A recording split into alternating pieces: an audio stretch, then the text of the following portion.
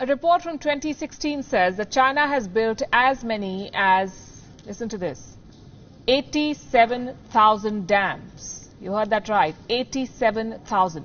Why does China need so many dams? Because it wants to turn water into a weapon. And before I tell you how that's possible, take a look at this. On the Yangtze River and its tributaries, about 100 dams were in various stages of construction, and this was in the year 2013, 7 years back. We haven't been able to verify what's the current status of these projects. But you get the idea and the scale of China's ambitions. Now let me give you specific examples. The Mekong River, for instance, one of the world's longest and most important waterways. The Mekong River flows from southwestern China into Myanmar, Laos, Thailand, Cambodia and Vietnam, 5 countries. Mekong is known as the Lansang River in China. Now, China has built at least 11 dams on this one river. What for? To gain control. The Mekong River and its tributaries are the economic lifeline of around 60 million people in Southeast Asia. China's dams control their fate. 60 million. Let me give you another example. The Brahmaputra River. In Tibet, China has built the Zangmu Dam. It is on the Brahmaputra River but on the Chinese side. The dam was operationalized in the year 2015. 3 other dams are being built on the same river. Remember, the Brahmaputra originates in Tibet. It flows into Arunachal Pradesh and Assam and later drains into the Bay of Bengal through Bangladesh. China's dams give it leverage over all these regions. So how does China manage to weaponize rivers? Because it has the support of geography. China is the starting point for rivers that flow into 18 downstream countries. No other country controls water to so many nations, 18.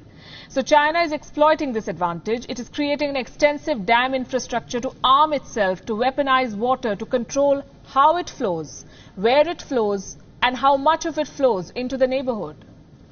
With these dams, China can store water and release it at will.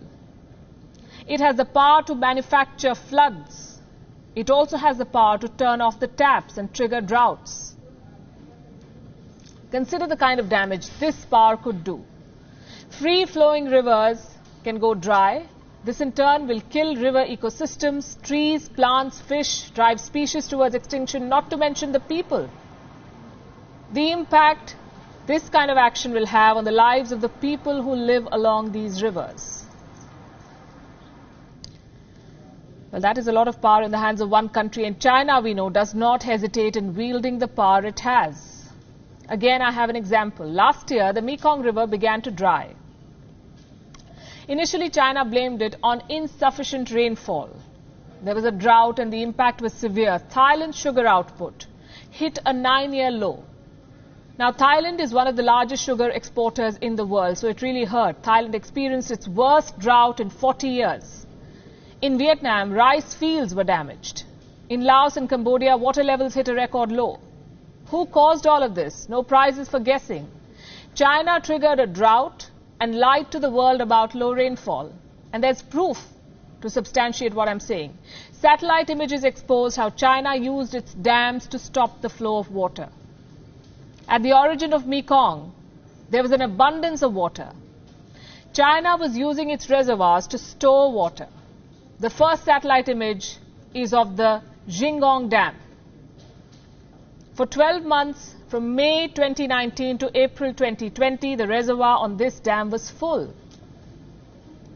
There is another dam on the Mekong River, and this is the Nuo Zadu Dam.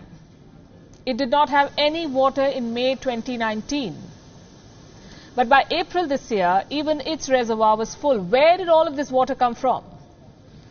Let me just conclude by saying why this is so significant. Asia is one of the driest continents in the world. Water is now slowly becoming the scarcest critical resource, even more scarce than oil.